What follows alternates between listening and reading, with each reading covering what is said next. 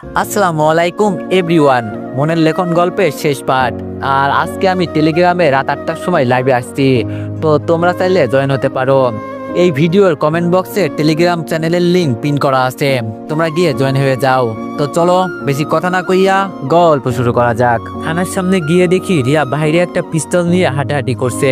আমাদের দেখে এগিয়ে এসে আম্মুকে বলল, আরে খালামণি, আপনি এখানে কোনো কাজে আসছেন নাকি আবার? আম্মু রিয়ার কথা শুনে বলল, এখানে তো কাজেই আসছি। আর রিয়া শোনো, আমি কি বলি, এত পরিশ্রম করতে হবে না, এখন আমার সাথে বাসায় চলো, তোমাকে নিতে এখানে আসছি। রিয়া বলল, না খালামণি, এখন আমি যেতে পারবো না। আর আমি এখান থেকে একটু দূরে একটা রুম নিয়েছি, মাঝে মাঝে আমার বাসায় যাবেন কিন্তু। রিয়ার কথা শুনে আম্মু বলল, আমি এত কিছু জানি না, তুমি আজ থেকে আমাদের বাসায় কাজ করবে। আগে যেই কাজ করতে ওটাই করবে, তুমি কি করো আর না করো তা আমি দেখে কি করব। এখন আমাদের বাসায় চলো বলছি। রিয়া বলল, প্লিজ খালামণি, আমাকে যেতে বলবেন না, আমি পারবো না। আগের রিয়া আর এখন যেই বর্তমান রিয়া আছে, ওদের মাঝে অনেক পার্থক্য। এতক্ষণ ধরে আমি ওদের কথা শুনছিলাম, শুধু রিয়ার মুখের দিকে তাকিয়ে আছি আমি। একটা রিক্সা ডেকে আম্মুকে বললাম, আম্মু তুমি বাসায় যাও, আমি ওকে নিয়ে আসছি। আমার কথা শুনে আম্মু বলল, দেখিস আবার ঝগড়া করিস না, তাড়াতাড়ি বাসায় আসবি কিন্তু। আমি বললাম, আচ্ছা আম্মা জান, তুমি কোনো চিন্তা করো না, তুমি বাসায় যাও, আমি তোমার বৌমাকে নিয়ে আসছি। আম্মু আর কিছু বললো না, চুপচাপ রিক্সায় উঠে চলে গেল। আম্মু যাওয়ার পর আমি থানার ভিতরে চলে গেলাম। ওসির কেবিনের সামনে গিয়ে বললাম, স্যার আজকে আমার বউয়ের একটু ছুটি লাগবে, যদি দিতেন তো বেশ ভালো হতো। আমার কথা শুনে ওসি জিজ্ঞেস করলো, তোমার বউ আবার রিয়া নয় তো? আমি বললাম, জি স্যার, ও আমার বউ, আমরা বিয়ে করেছি 1 মাসের মতো হলো। আসলে লুকিয়ে বিয়ে করেছি তো, এজন্য কাউকে বলা হয় নাই। আমার কথা শুনে ওসি রিয়াকে ডেকে বলল, যাও, আজকে আমি তোমাকে ছুটি দিলাম। আর তোমার যে বিয়ে হয়েছে, কই আমাদের তো কিছুই বললে না। মানলাম পছন্দ করে বিয়ে করছো, কিন্তু আমাদের তো জানাতে পারতে নাকি। তবে ওই রাসেল যে বলল। আমি বললাম, স্যার রাসেল ওর বড় ভাইয়ের মতো ছিল। রিয়া এখন চলো। রিয়ার হাত ধরে ওসির কেবিন থেকে ওকে বের করলাম। রিয়া আমার হাত ছাড়িয়ে বলল, আপনি যান, আমি যাব না। বলছি না। আমি বললাম, যাব না বললে কি হবে ম্যাডাম, যেতে তো হবেই। আর এত ইগো দেখাবেন না আমাকে, যদি বেশি করেন তো এখান থেকে কোলে করে তুলে নিয়ে চলে যাব। রিয়া বলল, আমি যাব না বলছি তো, তুমি যাও। আমি একটা চেয়ার টেনে বসে বললাম, সকাল থেকে টেনশনের কারণে এখনো কিছু খাই নাই, তোমাকে নিতে চলে আসছি। তুমি কি চাও আমি না খেয়ে মারা যাই? আমার কথা শুনে রিয়া ভিতরে চলে গেল। যাক, তাহলে জায়গা মতো ওষুধ কাজে লেগেছে। কিছুক্ষণ পর রিয়া শাড়ি পরে ভিতর থেকে বের হয়ে বলল, চলেন এখন। আমি গাড়ির সামনে গিয়ে দরজা খুলে দিলাম আর বললাম, এখন ওঠেন। রিয়া বলল, না, আমি পেছনে বসবো, আপনার সাথে আমি বসবো না। আমি রিয়ার হাত ধরে সামনে বসিয়ে বললাম, চুপচাপ বসে থাক, নইলে কিন্তু খুব খারাপ হবে, এই বলে দিলাম। আমি রিয়ার পাশে বসে ড্রাইভ করতে লাগলাম। রিয়াকে নিয়ে আমি একটা নিরিবিলি জায়গায় চলে আসলাম। আমি গাড়ি থেকে নেমে ওকে বললাম নিচে নামতে। রিয়া নিচে নেমে বলল, আমাকে এখানে নিয়ে আসলেন কেন? আপনি না এখন বাসায় যাবেন? আমি বললাম, আমি আমার বউকে যেখানে খুশি সেখানে নিয়ে যাব, তাতে তোমার কি? হ্যাঁ। রিয়া বলল, এই আমাকে বউ বলবেন না কিন্তু। আমি রিয়ার হাত ধরে বললাম, ভালোবাসি দেখেই তো তোমাকে আমি বউ বলছি, আমাকে বিয়ে করবে না রিয়া? রিয়া বলল, না, আপনাকে আমি বিয়ে করব না, আপনাকে বিয়ে করার মতো আমার কাছে সময় নেই। আমি বললাম, এখন আমাকে বিয়ে করবেন কেন? আমাকে তো এখন দরকার নেই, এখন ভালো চাকরি করেন, প্রতিষ্ঠিত হয়েছেন, আমার মতো কত ছেলে এখন তোমাকে বিয়ে করার জন্য আসবে। রিয়া বলল, দেখেন, উল্টাপাল্টা কথা কিন্তু বলবেন না। আমি রিয়াকে কাছে টান দিয়ে ওর চোখের দিকে তাকিয়ে বললাম, একবার শুধু বলো আমি তোমাকে ভালোবাসি না, আমি তোমাকে বিয়ে করতে পারবো না, আমি চুপচাপ এখান থেকে চলে যাব, তোমাকে কথা দিচ্ছি।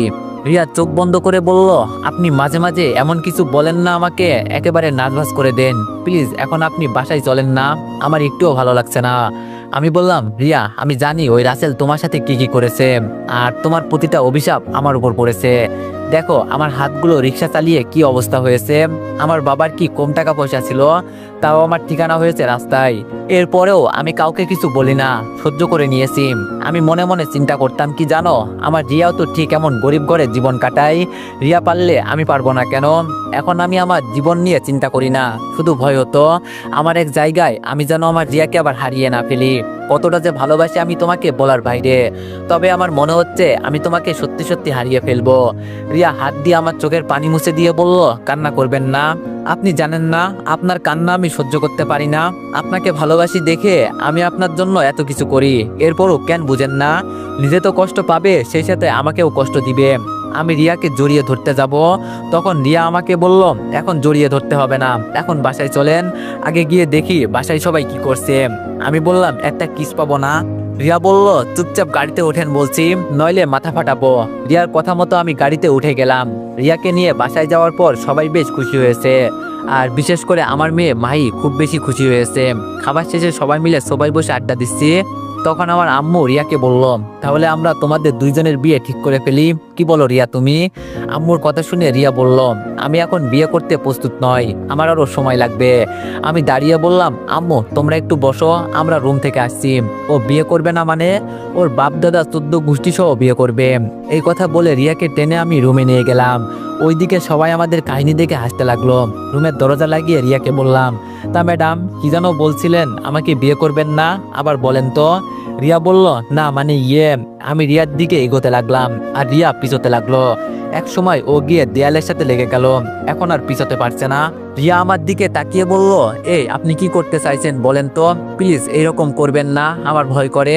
আমি রিয়ার কাছে গিয়ে ওর ঠোঁটগুলো আঁকড়ে ধরলাম। রিয়া কিছু করতে পারছে না দেখে এক সময় ও আমার মাথা ধরে রেসপন্স দিতে লাগলো। কিছুক্ষণ পর ওকে ছেড়ে দিতেই রিয়া আমাকে জড়িয়ে ধরে বলল ওগো মোর প্রিয় মানুষ, আমি তোমাকে অনেক অনেক ভালোবাসি, বিয়ে করবেন আমাকে? আমি টান দিয়ে রিয়াকে কোলে নিয়ে ওর গালে চুমু দিতে দিতে বললাম পাগলি মেয়ে, আমি তো আরো অনেক আগেই তোমাকে বিয়ে করতে চেয়েছিলাম কিন্তু পারি নাই, তবে এখন জোর করে হলেও তোমাকে বিয়ে করব, অনেক অনেক ভালোবাসি তোমাকে। রিয়া বলল উম্মা আমার পাগল জামাই, এখন বাইরে চলেন, সবাই অপেক্ষা করছে আমাদের জন্য, আর আমাকে নিচে নামান বলছি। আমি বললাম নিচে তো নামাবো না, এভাবে সারা জীবন তোমাকে আগলে রাখবো। রিয়াকে কোলে নিয়ে রুম থেকে বের হলাম। রিয়া আমার বুকে মুখ লুকিয়ে আস্তে করে বলল ইস সবার সামনে আমাকে কি লজ্জায় ফেললেন। আমাদের দেখে আম্মু বলল বুঝছি, আপনাদের আর আমাদের বুঝতে হবে না, তাহলে সামনের শুক্রবার আমাদের বাসায় বিয়ে, কি বলিস তোরা? আম্মুর কথা শুনে রিয়া বলল আমি কিছু জানি না, যা জানার আপনার ছেলেই জানে। রিয়ার কথা শুনে সবাই হাসতে লাগলো, তবে ইতির মন খারাপ দেখে আমার একটু কেমন লাগলো। আমি রিয়াকে নিচে নামিয়ে ইতিকে বললাম ইতি আমি যদি কিছু বলি তো তুমি রাখবে? আমার কথা শুনে ইতি বলল আপনি এখন আমার গার্ডিয়ান, আপনার কথা রাখবো না কেন আমি? আমি বললাম যদি বলি আমি বাইরের কোনো ছেলে দেখতে পারি, তবে তার সাথে তোমার কাছে আমি একটা প্রস্তাব রাখছি, তুমি আমাদের বাসায় থেকে যাও, আমি চাই না তুমি দূরে কোথাও যাও। এজন্য আমি বলি কি তুমি আমার বড় ভাইয়ের বউ হয়ে যাও। তবে আমার ভাইয়া বিবাহিত, ওর বউ আমার বাবাকে মেরেছে, একদম ফালতু মহিলা ছিল উনি, ভাইয়া আবার ওকে ডিভোর্স দিয়ে দিয়েছে, এখন বাকিটা তোমার মতের উপর। আমার কথা শুনে ভাইয়া বলল আরে তোর মাথা খারাপ হয়ে গেল, কি বলিস এসব তুই?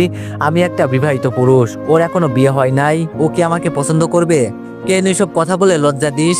কিন্তু ইতি আমাদের অবাক করে দিয়ে বলল যার ছোট ভাই এত ভালো তার বড় ভাই অবশ্যই ভালো হবে, আর আমার দূরে কোথাও যাওয়ার ইচ্ছা নাই, আপনি আমার গার্ডিয়ান, আপনি সবকিছু ভালো বুঝবেন, আমি এতে কোনো অমত পোষণ করব না, আমি রাজি আছি। আম্মু খুশি হয়ে বলল তাহলে তো বেশ ভালোই হয়েছে, দুই ভাইয়ের বিয়ে আবার হবে, আমার যে কতটা খুশি লাগছে বলার বাইরে। যাক ভালোই হলো। ইতি আমার কথা শুনে ভালোই ভালোই রাজি হয়ে গেল। রাতে রিয়া মাহিকেও রুমে নিয়ে গেল। আজকে নাকি মাহি রিয়ার রুমে থাকবে, তবে আমার তো একটুও ঘুম আসছে না, মন শুধু বলছে রিয়ার কাছে যেতে। আমি রুম থেকে বের হয়ে রিয়ার রুমের সামনে যেতে লাগলাম, গিয়ে আস্তে করে ডাক দিলাম রিয়া মাহি কি ঘুমিয়েছে? ভিতর থেকে রিয়া বলল কিছুক্ষণ হলো ঘুমিয়েছে, কিছু কি বলবেন আর? আমি বললাম তোমার রুমে আমি কি যেন একটা রেখে গেছি মনে হচ্ছে, দরজাটা একটু খোলো তো।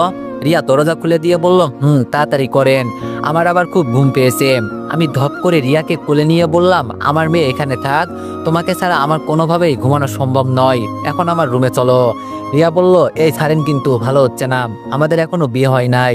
আমি রিয়াকে আমার রুমে এনে দরজা বন্ধ করে দিয়ে বললাম বিয়ে হয় নাই তো কি হয়েছে, তুমি আমার সবকিছু, আমার শুধু তোমাকে লাগবে। রিয়া বলল প্লিজ পাগলামো করবেন না, বিয়ের পর যা করার ইচ্ছে হয় তাই কইরেন, এখন ছাড়েন বলছি। রিয়াকে বিছানায় ফেলে দিয়ে আমি ওর উপরে শুয়ে বললাম এতদিন পর তোমাকে কাছে পেয়েছি, কিভাবে ছেড়ে দিব? রিয়া বলল আমাদের বিয়ে হয় নাই কিন্তু এখনো। আমি বললাম ধুর বিয়ের মাথা খাইছি, বিয়ে পরে আগে বাসর রাত। এই কথা বলে আমি রিয়ার নাভিতে চুমু দিয়ে বললাম আজকে পুরো রাউন্ডে খেলা হবে পুলিশ ম্যাডাম। রিয়া চোখ বন্ধ করে শুধু বলছে প্লিজ এমন করবেন না। আমি রিয়ার শাড়ি খুলে ফেলে দিয়ে বললাম আজকে কিছু বললেও আমি শুনবো না। রিয়া বলল লাইট বন্ধ করেন আগে। আমি বললাম না ওইটা থাক সমস্যা নাই। রিয়া বলল আমার লজ্জা লাগছে, লাইট বন্ধ করেন প্লিজ। আমি লাইট বন্ধ করে রিয়ার উপরে ঝাঁপিয়ে পড়লাম। এরপর বাকিটা ইতিহাস। ইতিহাস মানে আপনারা মনে মনে যেটা ভাবছেন, হ্যাঁ সেটাই। খুব খুব ভোরে ঘুম ভাঙলো। ঘুম থেকে উঠে দেখি রিয়া আমার পাশে নেই, হয়তো মাহির কাছে চলে গেছে। রাতের কথা মনে হলে কতটা যে ভালো লাগে বলার বাইরে। আমি উঠে গোসল করে নিলাম। বিয়ে করলে এই একটা সমস্যা হবে, সকাল সকাল গোসল করতে হবে প্রতিদিন। গোসল করে আমি রুম থেকে বের হলাম। আমি কিচেন রুমের দিকে যেতে লাগলাম। আমি যদি ভুল না করি তাহলে রিয়া হয়তো সবার জন্য নাস্তা তৈরি করছে। কিচেন রুমে গিয়ে দেখলাম যেটা বলছি সেটাই, রিয়ার চুল থেকে টপ টপ করে পানি পড়ছে, হয়তো কিছুক্ষণ আগে গোসল করেছে। আমি পিছন থেকে ওকে জড়িয়ে ধরতে রিয়া ভয় পেয়ে বলল, এই কে কে? আমি বললাম, আরে ম্যাডাম আমি। এত ভয় পাওয়ার কোনো দরকার নেই। রিয়া বলল, ও আপনি? আমি তো ভয় পেয়ে গিয়েছিলাম, এখন আবার কি করতে এখানে আসছেন? সারা রাত দুষ্টমি করে মন ভরে নাই, সকাল সকাল আপনার জন্য গোসল করতে হয়েছে। আমি রিয়াকে শক্ত করে জড়িয়ে ধরে বললাম, মন চায় সবসময় তোমাকে এভাবে জড়িয়ে ধরে থাকি। সত্যি ভালোবাসার মানুষ সামনে থাকলে মনের ভিতরে আলাদা একটা শান্তি কাজ করে। তোমাকে পেয়ে আমি বিশ্বজয় করেছি মনে হচ্ছে। রিয়া বলল, স্যার আমাকে একটু রান্না করতে দেন, পরে আবার আমাকে থানায় যেতে হবে, প্লিজ স্যার। আমি বললাম, না বাবা আমি পারবো না। রিয়া আমার দিকে ফিরে আমার ঠোঁটে চুমু দিয়ে বলল, প্লিজ বাবু আমাকে রান্না করতে দাও, আর তোমার মেয়ে হয়তো উঠে গেছে, দেখো বাবু প্লিজ। আমি রিয়ার ঠোঁটে কিস করে বললাম, পরে আমার রুমে যাবেন কিন্তু। এখন আমি গেলাম। রিয়াকে ছেড়ে আমি যে চলে যাব, তখন রিয়া বলল, শোনেন। আমি দাঁড়িয়ে বললাম, কোন? রিয়া বলল, আমাকে একা রেখে চলে যাবেন? আমি রিয়ার দিকে তাকিয়ে বললাম, বুঝেছি ম্যাডাম, তো বলেন এখন আমি আপনাকে কিভাবে সাহায্য করতে পারি? রিয়া বলল, এখন বর্তমানে আমাকে জড়িয়ে ধরে রাখেন, পরে কি লাগবে আমি বলবো নি। আমি রিয়াকে পিছন থেকে জড়িয়ে ধরলাম, আরও রান্না করছে। রিয়ার মতো একটা মেয়ে পেয়ে সত্যি আমি খুব হ্যাপি। গ্রাম এলাকার মেয়েরা আজ যাই করতে পারুক আর না পারুক, ওরা স্বামীকে খুব ভালোবাসতে পারে, এটা আমি মানি। দেখতে দেখতে আজকে শুক্রবার এসে গেল। কিছুক্ষণ আগে আমাদের বিয়ে হয়েছে। এর মাঝেই আমি আর রিয়া মিলে কক্সবাজারের উদ্দেশ্যে রওনা দিলাম।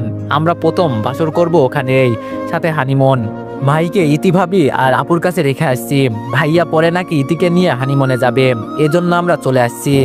আর আমার আপু প্রেগনেন্ট, এজন্য এখন আমাদের বাসায় থাকে। বাবু হওয়ার পর হয়তো দুলাভাই নিয়ে যাবে। আমরা কক্সবাজারে গিয়ে প্রথম বাসর রাত করলাম। অবশ্য রিয়ার সাথে আগে সবকিছু করা হয়েছে, ওটা তো অন্য হিসাব। খুব সকালে দেখি রিয়া গোসল করে বের হয়েছে। ওকে দেখে আমার আলাদা একটা আকর্ষণ লেগে গেল, এজন্য ওকে আবার টেনে আমার পাশে নিয়ে এলাম। আর রিয়া বলছে, ভালো হচ্ছে না কিন্তু, মাত্র গোসল করে আসছি। কিন্তু কে কার কথা শুনে হানিমুন করতে আসছি কি আঙ্গুল খেতে? কিছুক্ষণ পর রিয়াকে সাথে করে আবার গোসল করলাম। খাওয়া দাওয়া শেষ হতেই রিয়া বলল, আপনি এখন দিন দিন খুব বাজে পথে চলে যাচ্ছেন, এতবার আমার শাড়ি পরতে আর গোসল করতে ভালো লাগে না। আমি বললাম, হানিমুনে এসে কাপড় পরে কেউ? আমি তো সব সময় বলি। রিয়া বলল, বাজে কথা বললে কিন্তু মাথা ফাটিয়ে দিব। আমি বললাম, লাভ ইউ বেবি, শোনো এখন আর শাড়ি পরতে হবে না, সব সময় টাওয়াল পরবে, আমার যখন মুড হবে তো তখন। রিয়া বলল, আমি আর থাকবো না আপনার সাথে। রিয়াকে কাছে টেনে এনে বললাম, আমার জীবন মৃত্যু সবকিছু তুমি, তুমি ছাড়া আমার কি আছে বলো? আর তোমার কাছে আমি ভালোবাসা পাই, তোমার কাছে আমি সুখ পাই। এই জীবনে তোমাকে ছাড়া আমি কার কাছে যাব বলো?